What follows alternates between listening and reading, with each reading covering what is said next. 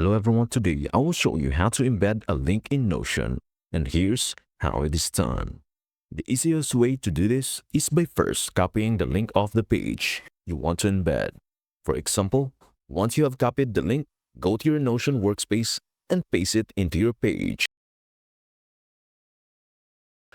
Notion will automatically prompt you with options, and by selecting Create Embed, the site will be embedded directly into your page. You can then resize it as needed, and it is very user-friendly.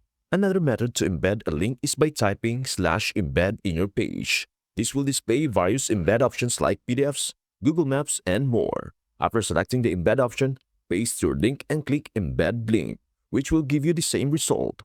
Embedding is quite versatile. Not only can you embed links, but also Google Drive files, tweets, and Google Maps.